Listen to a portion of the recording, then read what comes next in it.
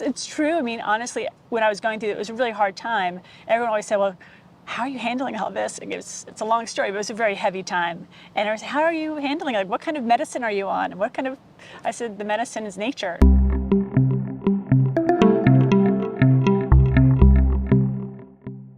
Hey everybody, welcome to Internet of Nature Live. I am sitting here in the iconic Central Park with my guest and biophilic strategist, Jennifer Walsh. Hello. Hi Jennifer. Thanks for having me. You're in my backyard, which I'm so thrilled about. And I'm so happy to be here. Thanks for having us. Absolutely. So as I said in the introduction, biophilic strategist. You sold your successful business Beauty Bar in 2010. Correct. And after which you decided to pursue your other lifelong passion, which was biophilia. Yes. What is that? Good question. So I think we all love nature. Biophilia is our innate connection to all living things and our love for life, really, from E.O. Wilson, taught us that, famed biologist from Harvard, such a lovely man and so incredible in his work, but really teaching us what biophilia means and our connection to nature. And nature's always been a part of my life. Growing up here in the city, in the Bronx, I was always at the botanical gardens, in the zoo, here in Central Park. But really, I didn't start studying nature, even though nature's been a part of my life and business in terms of beauty and selling beauty products. I never thought about the actual ingredients in terms of what these trees and plants were doing to our bodies when we're around the ingredients, not just what we're using in our products and putting them on our skin.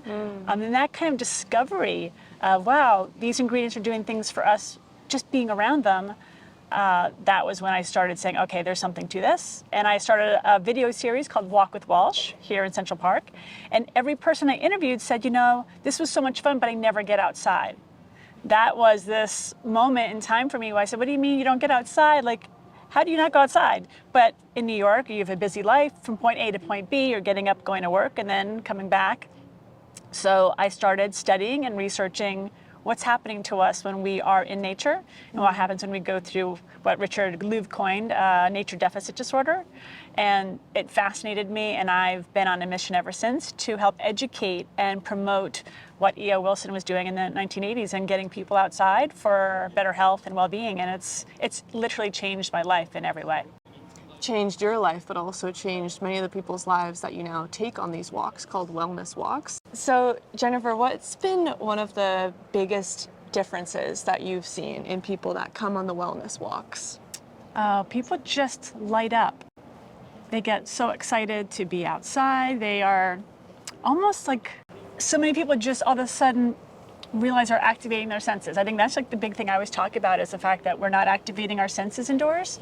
So once we get outside and the people are walking and they're touching the leaves and they're like, oh, I didn't know it felt like this.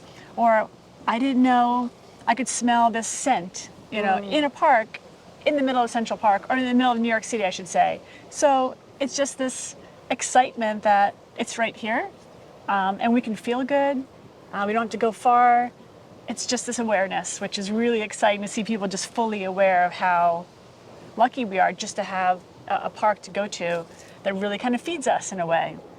And this idea that it doesn't have to be Yosemite, it doesn't have to be this big national park. People can have this in the city. These benefits are accessible to them. Yeah. If you're going to take a call, go to a park, if you can just have a walking meeting or a sitting meeting on a park bench or something that really helps us take people out of their normal setting in an office, take young ones. If you have people that are having problems or issues with dementia even, and Alzheimer's, it's great to have them go outside. Because sometimes those memories or seeing things or seeing a rainbow or smelling something activates a memory for them from their childhood, or maybe an experience from when they were with a parent or a grandparent. All of a sudden they become childlike again and they get excited for whatever they're experiencing. So these like little things, micro-dosing of nature, if you will, of how important that is, because again, we've been so separate from, but now we're finally opening our eyes to that we are part of it and not separate.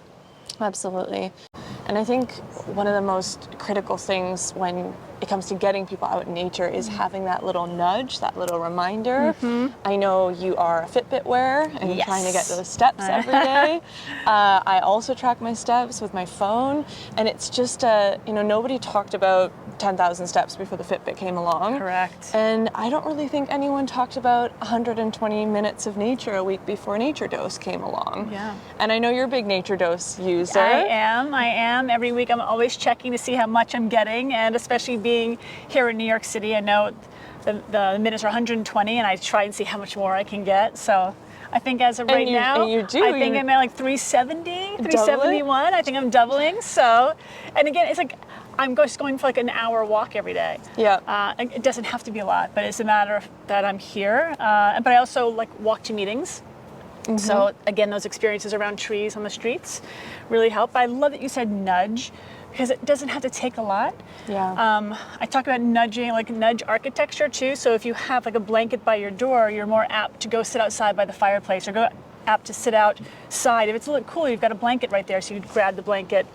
I see a lot of hotels incorporating nudge architecture to incorporate people to be outside more than inside. Awesome. So I love seeing that happen. I don't even think some people realize that's what it is, but it's really part of nudge architecture. I think that's what makes a nudge so great. It's when you it's don't a even little realize you don't even realize it's happening, Yeah. but it's all good for us, right? These like little tiny nudges to get us outside. And then just experience it, and it's through the seasons. Yep. I'm also like not fighting the weather, because some people are like, oh gosh, it's going to be cold soon. Oh, it's going to be hot soon. We never fought the seasons. We just existed and embraced it. You lived through it. There's nothing else to do. Yeah, you embrace the seasonality of the flavors of the ingredients, the changing of the leaves. Different parts of the world, of course, you don't have the changes like we do here in the Northeast of America, but there's profound beauty in like just accepting and being okay with the changes of the seasons. And also depending on where you're from. I mean, I'm born and raised in New York. My ancestors are from Ireland, so I like the cold. That's probably also part of my DNA. But I love the change of the seasons. I love the cold. So I try and tell people just to embrace what you have, where you are, and that way you love it, you fall in love with it, you get excited about it. What do you say to the people that believe that technology can only distance us from nature? No, it's the furthest thing from the truth. I mean, look what we're doing right now. We're doing this because of technology. We are able to do podcasts because of technology. We're able to share all this great education and information. We have these wonderful apps like NatureQuant that helps us monitor and keep up with. So I think technology is such an important part of how we share nature, how we look at nature, how we're it doesn't have to be only technology, but I think with nature comes the aspect of how do we use technology for good. And there's so much, again, like photography, I love taking pictures of the beauty around me, and that's all because of technology. I could never do that without. So I think it's we need to have both for sure. Last question for you. Okay. What is the one piece of advice that you would give to the average person living in a city to get outside more and enjoy the benefits of nature? Make it a part of your everyday. I always say if you can get outside first thing in the morning, if you have a dog or an animal that you have to walk, or if you have a child you have to get to school, I just think try and make it a part of your everyday to just walk around the block. If you have a neighborhood, you can just walk the neighborhood. Get sunlight on your skin first thing in the morning. I always talk about how impactful that is for our circadian rhythm. A lot of neuroscientists have been studying that for years. But just make it a part of your daily routine. If you're going to go to yoga class and take your supplements and have your healthy food, you also need nature. It's so, like, I think about the mental health aspects of nature alone. That in itself is just so incredibly beneficial that you want to make it part of it. I want to be like superhuman, so you need more greenery around us to be like that superhuman, more empathetic, because nature creates more empathy in humans. We become kinder, more generous. So all those things, like I want all that as part of my being. So of course I want to be in nature more. So just like little doses. All those supplements in one. Yeah, I call being in a park like the greatest multivitamin ever. Right. Yeah. I love that. Yeah. The greatest multivitamin ever. That's definitely what it feels like. It does, doesn't it? I mean, this is like the perfect idyllic Chamber of Commerce kind of day where it's just not a cloud in the sky. It's 65 degrees. Beautiful. Yeah. That's beautiful. I got it just here for you. I ordered it just for you because you're coming today. I appreciate that. I appreciate that. Well, thank you so much for coming on, Jen. Thank you. Thank you for having me. Thank you for the work that you do. It's so important. And I love following your journey because you're just starting. I know it doesn't seem like that to you because you've been doing this for a long time, but you're on the path for so many great things ahead, and I'm so proud to know you. That's very sweet. Thank you. I mean it. So happy for you.